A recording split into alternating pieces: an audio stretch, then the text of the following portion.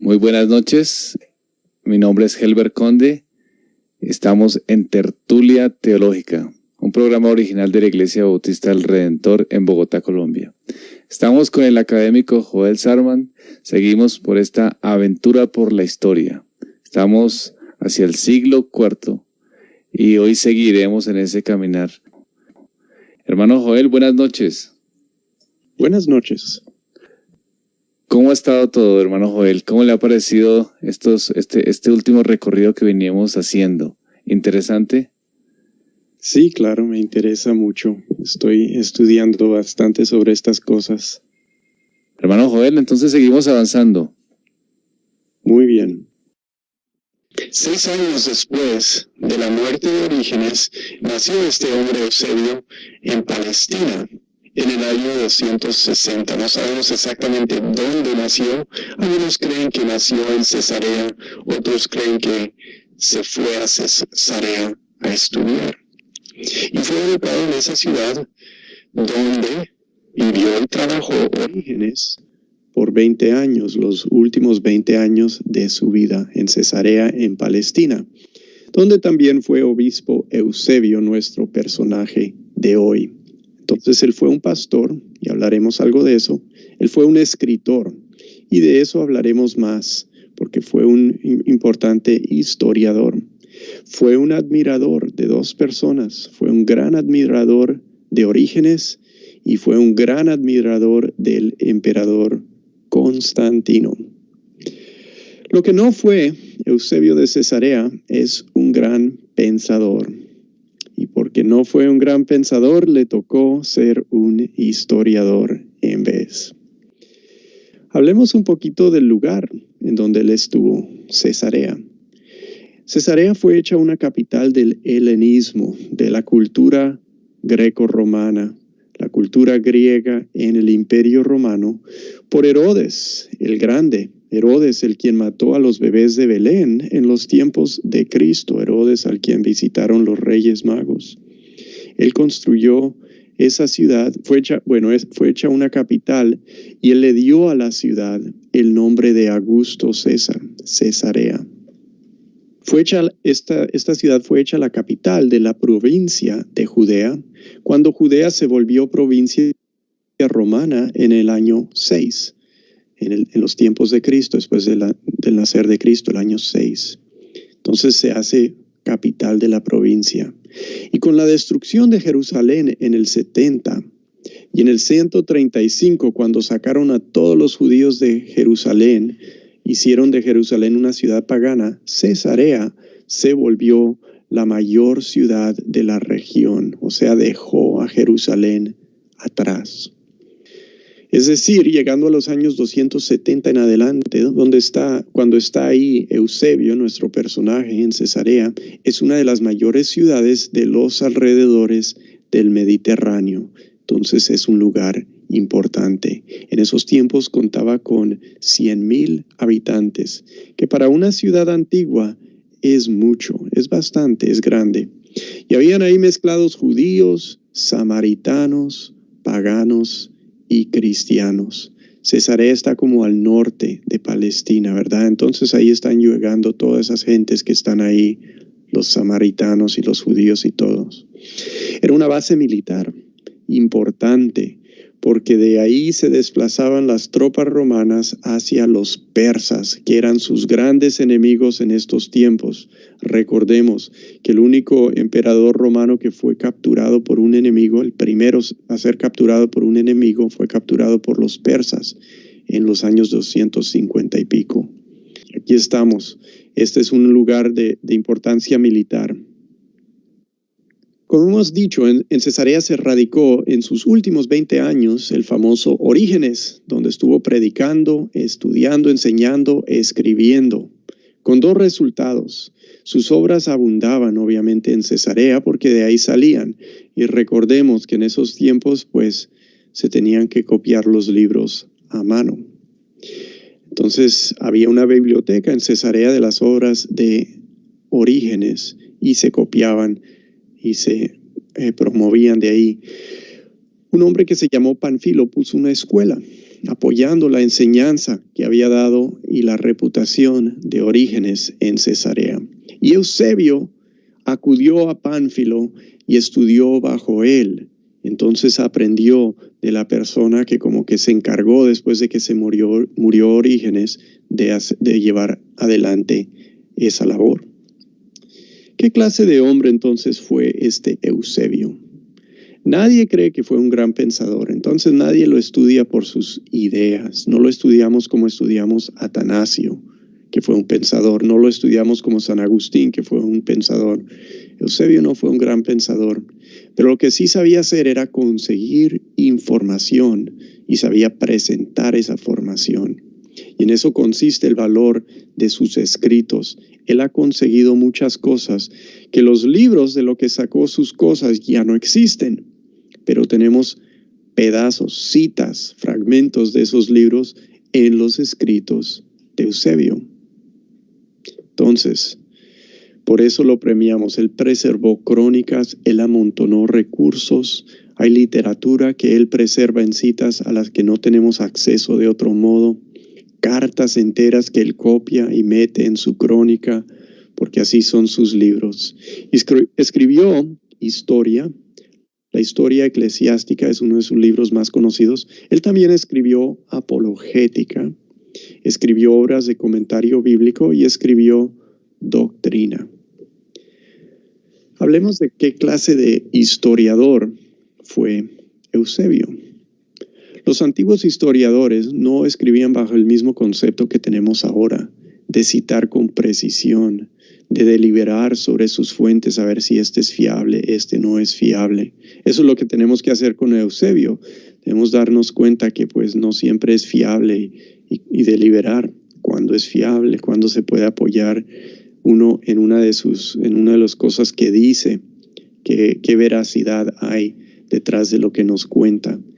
Él también pues no hace eso, no considera puntos de vista opuestos y no hace muchas cosas que hoy haríamos, porque no existía para ellos lo que hoy llamamos la conciencia histórica. No tenían realmente ese concepto que se desarrolla en los tiempos después de la Reforma y es un concepto que Europa le ha dado a nuestros tiempos. Sí. Cuando hablamos de conciencia histórica, nos estamos refiriendo al deseo de buscar, digamos, más precisión en el hecho histórico.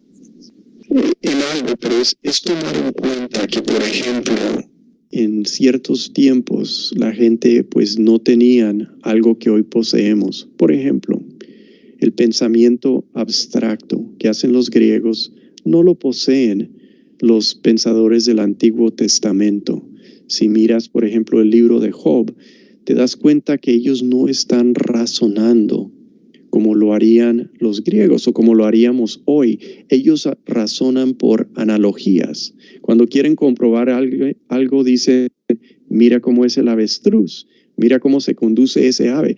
Sí, relatan lo que conocen de esto y luego hacen una analogía y dicen, es que así son las cosas. Nosotros solemos ser más abstractos y eso es una legacía que recibimos de los griegos que desarrollaron esa forma de pensar más abstracta, que luego entra a la cultura del occidente y nosotros la usamos hoy. Eso es lo que hace la conciencia histórica, nos hace conscientes de que pues estamos hablando de gente que no hace eso, estamos hablando de gente que sí sabe esto, etcétera. Como el estudio del Antiguo Testamento y mirar cuando suceden guerras y se pronuncian diferentes cosas, pues a veces hay gente que tiende a leerla como si fuera el siglo XXI y no hay conciencia de que es a un pueblo de Israel específico, una época específica con características específicas. Eusebio en lo que hace también preserva cierta originalidad con sus largas citas. Es que ellos no citaban pedazos cortitos, ellos citaban largas porciones y cita enteros documentos originales. Ellos hacían eso porque obviamente si él tenía un acceso a una fuente, pues el acceso no era algo que tendrían todos sus lectores. Entonces ellos lo que hacían es tratar de meterle a un libro todo lo necesario para que los lectores no tuvieran que andar consultando, porque consultar una de sus fuentes les costaba atravesar medio mundo, irse a donde estaban las cartas originales y eso. Entonces él incorpora cartas enteras, introduce secciones de obras perdidas y así nos da muchos recursos que de otro modo no tendríamos. Y por eso es un valioso historiador, no tanto por sus opiniones históricas, sino por sus citas de documentos. Citó a todo mundo. Cita al que le sirva a él citar. Cita a Josefo, cita al filósofo Nomenio de Apamea, del cual casi no conocemos mucho, cita una crónica de mártires de Galia, cita a Ireneo, de todo mundo. Entonces él tenía acceso a recursos en Cesarea y los incorporó en sus escritos que se preservaron. Sus historias suelen ser apologías, ¿sí? Es decir, él busca defender el cristianismo con una narrativa. Yo no busco, obviamente yo soy un cristiano, obviamente yo creo que el cristianismo es correcto, pero lo que no busco hacer es defender a las personas, busco que las entendamos con sus cosas buenas, con sus cosas malas, con todo lo que hay. Pero él lo que trataba de hacer es más apologético en sus historias, o sea, el cristianismo es lo mejor, ahí vamos avanzando, si es un cristiano, es uno de los buenos. Para él es importante mostrar, por ejemplo, la antigüedad del judaísmo, porque esto comprueba, y con esto lo hace para comprobar que la doctrina cristiana concuerda con esa antigüedad. Él saca lo mejor del pensamiento filosófico y demuestra que la doctrina cristiana concuerda con lo mejor del pensamiento del mundo. Y le es importante a él explicar su religión en términos de que esta es la mejor que hay.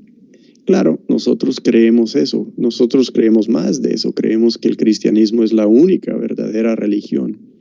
Pero él tenía para eso hacía su historia, como para demostrar es que el cristianismo es lo mejor que hay. Es decir, su interés no se hallaba en entender la antigüedad. Su interés era hacer uso de la antigüedad.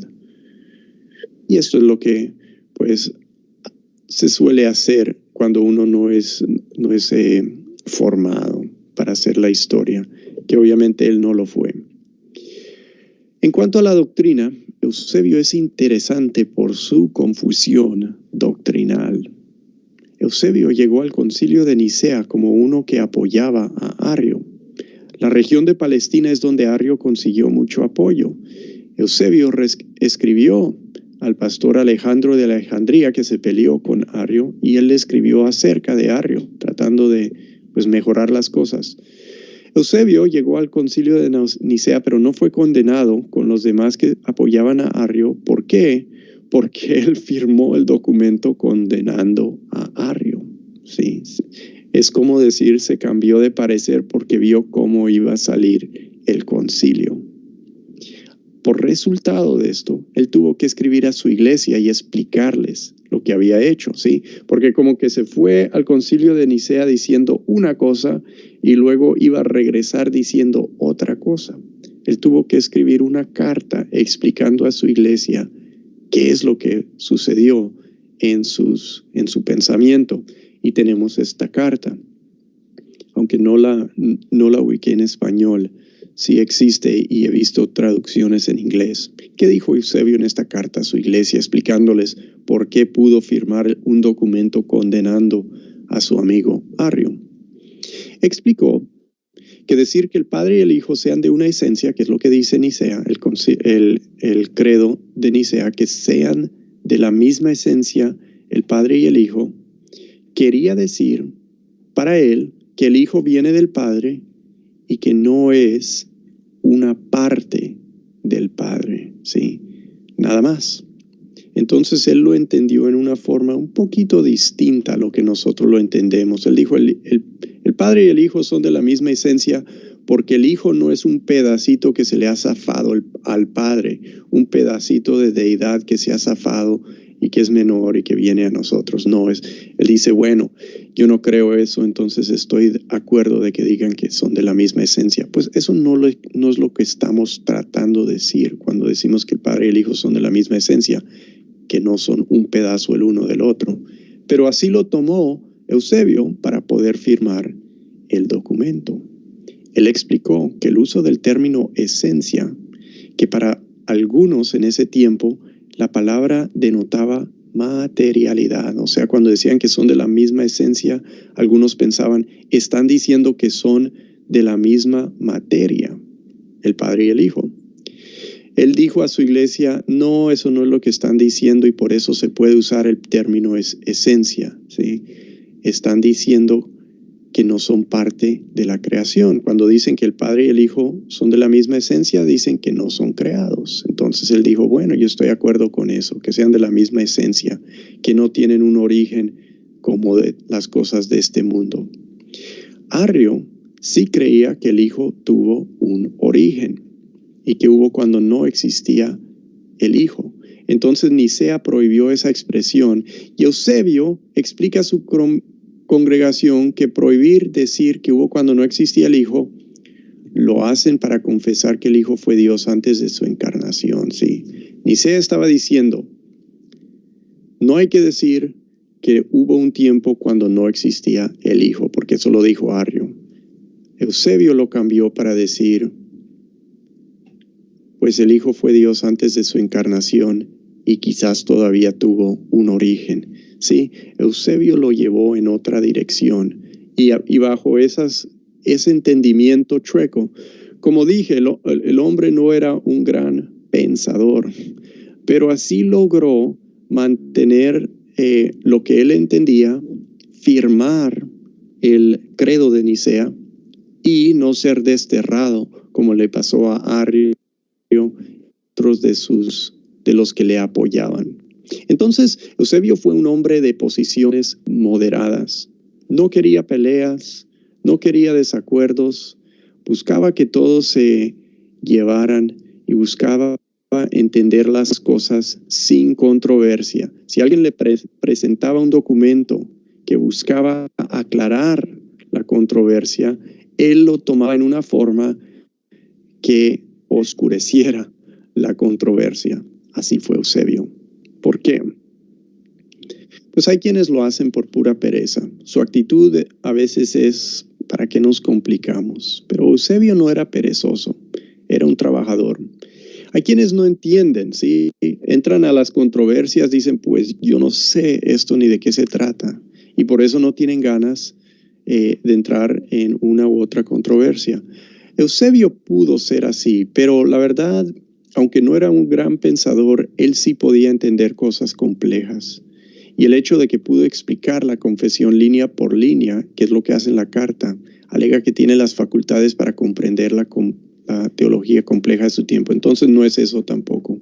¿Hay una pregunta?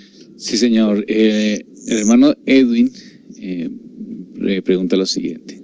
¿Es posible que Eusebio modificara un poco la doctrina de algún autor anterior por sus convicciones doctrinales, interpretándolo a su forma para defender sus posturas? Es completamente posible. Es por eso que hay que tomar con cuidado lo que dice Eusebio. Bueno, se tiene que hacer con todos los historiadores de la antigüedad, pero entendemos que Eusebio es capaz de hacer una cosa así. Entonces, estamos preguntando ¿por qué? ¿Por qué tomó una posición moderada? ¿Qué clase de hombre era Eusebio? Y dijimos, pues no es por pura pereza. Puede ser que no entienden, pero no es probable.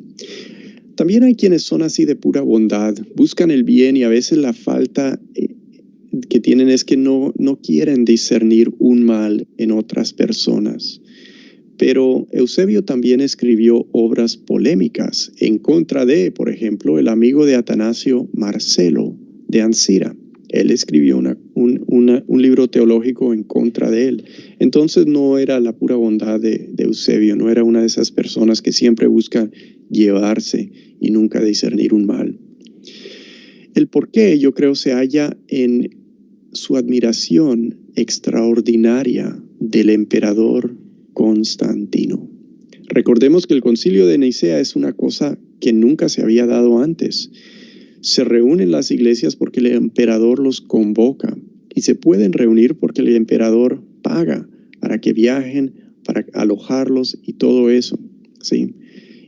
Y cuando él llegó, pues él le pareció lo mejor del mundo. O sea, le fascinó que el emperador Constantino, que el emperador romano, que antes los estaba persiguiendo a los cristianos, que los perseguía cuando él estaba en Cesarea, que el emperador venga y diga: vamos a arreglar este asunto de la iglesia, yo quiero que ustedes sean legales, yo quiero que ustedes estén unidos. Y yo creo que por eso pudo cambiar de parecer, pudo hallar en su mente razones para hacer lo conveniente Eusebio. Él quería lograr lo que el emperador buscaba, y esto le llevó a abandonar a Arrio y acomodarse al documento ambiguo del Concilio de Nicea. Entonces la pregunta que sigue es: ¿qué pensaba Eusebio del emperador Constantino? Eusebio pensaba que el emperador Constantino era lo máximo. Escribió en la muerte de Constantino un elogio. Escribió una biografía de Constantino que es un elogio de Constantino.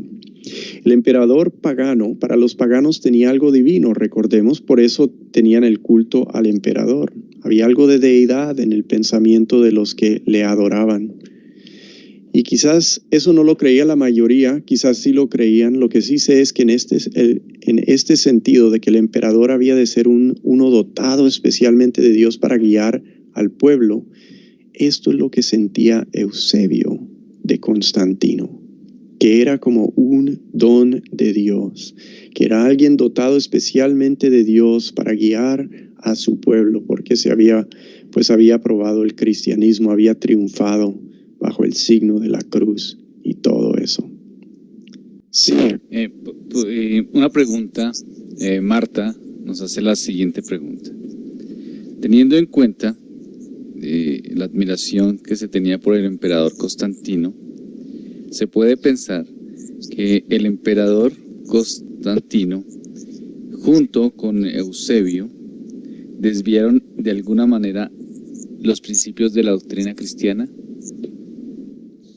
Ellos tenían algún tipo de amistad que de alguna manera desviaron los fundamentos doctrinales. ¿Es algo así? No sé si desviaron los fundamentos doctrinales.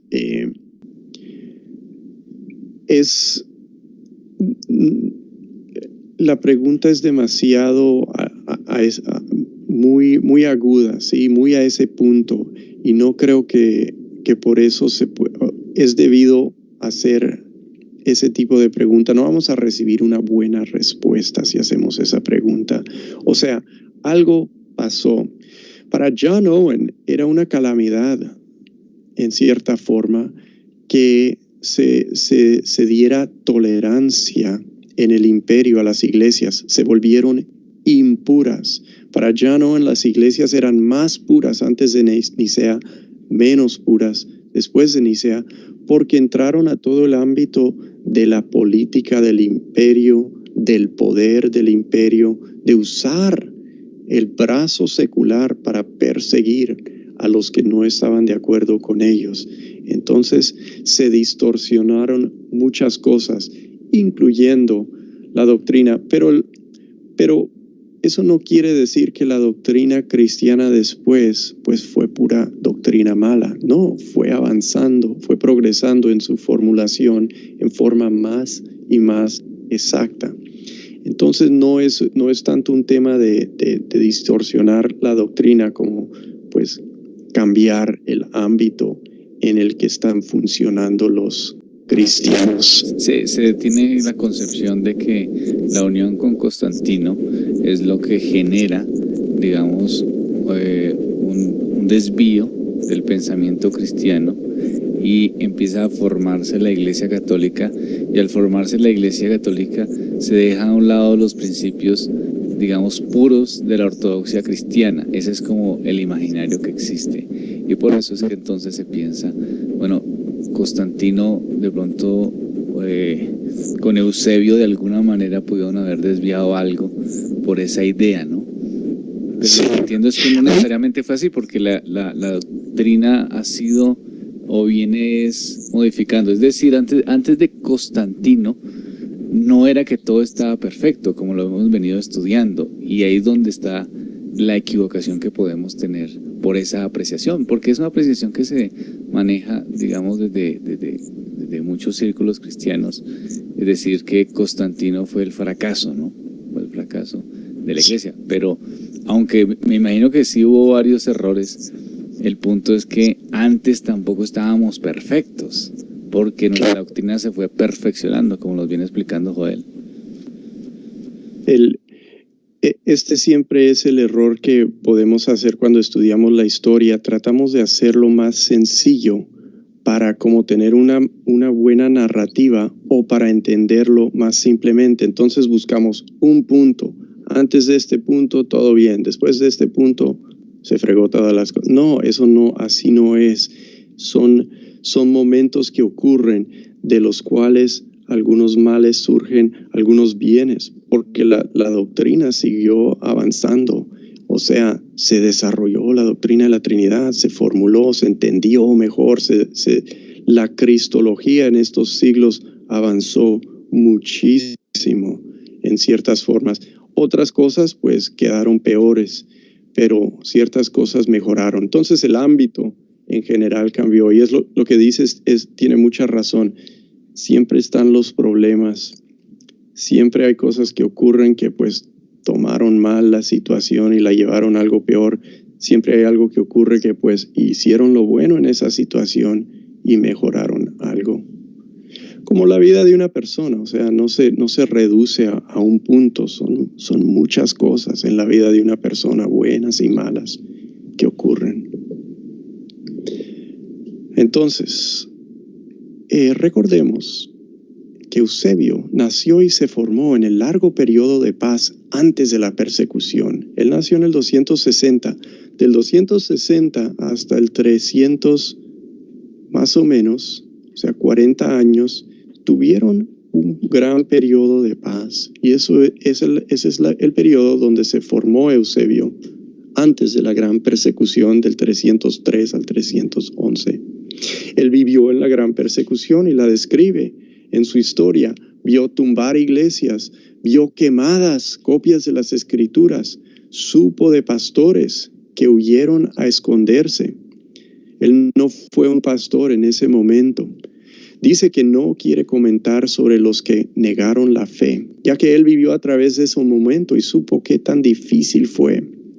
Él se hizo pastor después de la persecución, es cuando lo instalaron. Y vio al fin, o sea, vivió ese largo periodo de paz, luego la calamidad de la persecución y luego al fin la tolerancia, el avance de Constantino. Y cuando Constantino viene con tolerancia, pues él dice, esta es la bendición de Dios. ¿Y cómo describe ese momento? Lo usa citando salmos de regocijo, es decir, su idioma es tomado del Antiguo Testamento, del triunfo del pueblo de Dios. Dios ha hecho grandes cosas por nosotros. Dios ha regresado nuestro cautiverio. La construcción de iglesias que siguió cuando el cristianismo ya se legalizó, él habla de eso como la construcción del templo de Israel, como si Salomón llegó y podemos construir la casa de Dios. ¿Y quién va a ser Salomón para él? Constantino. Y al fin, y entonces él miró el fin de la persecución muy con idioma del Antiguo Testamento, un fin del cautiverio, un regreso de Dios, una bendición para que vivamos en la tierra, y todo en lenguaje muy elevado. Y es como que el poder de Constantino, con el poder de Constantino, como que se vino el reino de Dios por fin, un triunfo para Eusebio. Y ese momento, ¿sí hay una pregunta? Sí, hermano Joel.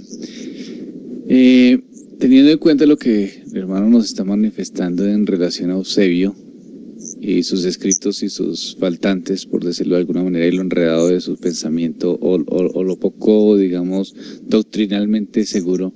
La pregunta es la siguiente: ¿hay alguna doctrina que Eusebio tratara en sus escritos y que Eusebio haya sido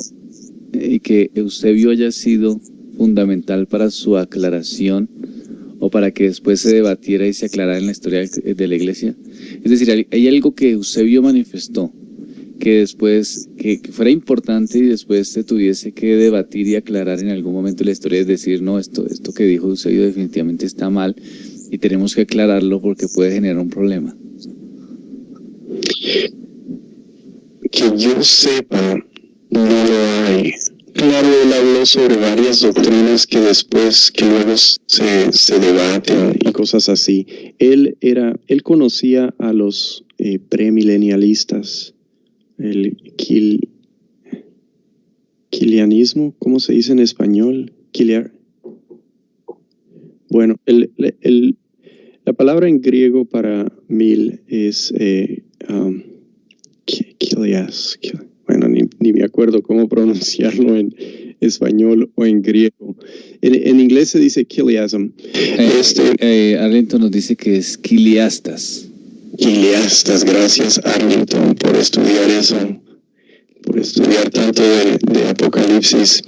Entonces habían premilenialistas y ellos no les llamaban premilenialistas, eran kiliastas, pero Eusebio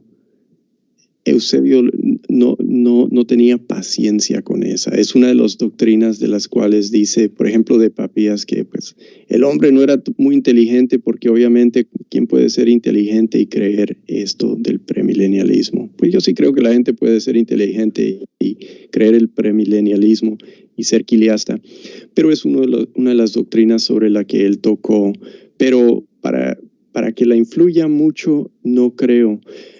Por otro lado, tengo que decir que no he leído todo lo que escribió Eusebio, no lo he estudiado a fondo, he leído su historia y he leído cosas acerca de él, así que quizás hay algo que yo no sé, pero nunca he oído que le haya tocado una doctrina así que por lo que él dijo se tuvo que arreglar o se tuvo que mirar con más cuidado.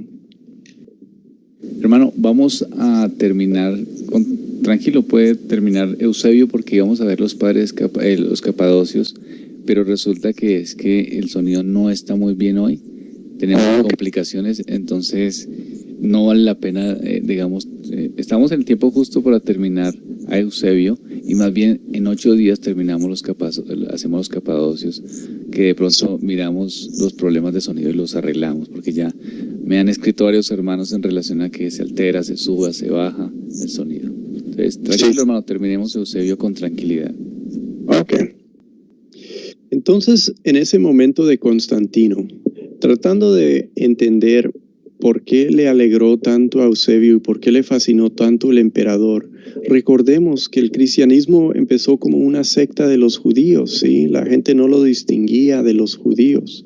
Pero ahora esta secta, que pues ni siquiera tenía su identidad aparte en el mundo, en los ojos de los de afuera que los miraban, ahora ha llegado, esta secta que todo el mundo despreció y persiguió, se ha vuelto la religión que gozaba de la buena voluntad del hombre más poderoso del mundo, el emperador romano. Y no cualquier emperador, sino el gran conquistador Constantino, que había conquistado a todos sus enemigos y se había apoderado del mundo. Bueno, lo seguía haciendo, todavía no había hecho todo, pero era un gran conquistador militar.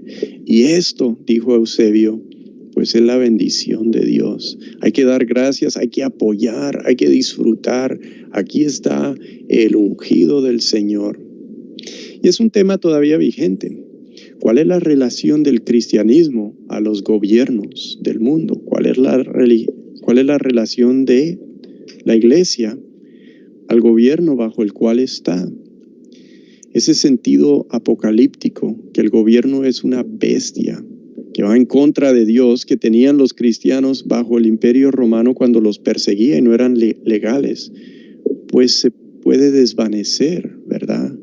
Ya piensan en el gobierno, pues quizás el gobierno ahora está del lado de Dios y ya no es una bestia. Eso es reemplazado en Eusebio por una visión de la iglesia situada bajo el benevolente poder del ungido de Dios, como en el Antiguo Testamento, pero ahora global, para apoyar la misión cristiana.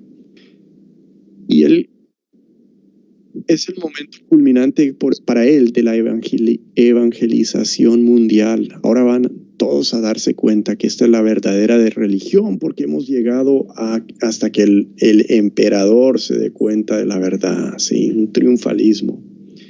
Y se nota esto en sus crónicas. Es como el avance del reino ha llegado al nivel del gobierno y ahora no puede dar marcha atrás. Se va a cristianizar el mundo. Esto no es tan dominante en el occidente latino, ¿sí? Lo es en el mundo grecoparlante, pero en el occidente, como vamos a ver con Ambrosio de Milán, van a resistir, la iglesia va a resistir al emperador a veces, pero eso no se hace en el oriente, el emperador está como sobre ellos. Luego los países de Europa están en la situación de ponerse bajo el obispo de Roma, no bajo un emperador, sino bajo un pastor, un obispo, el papa.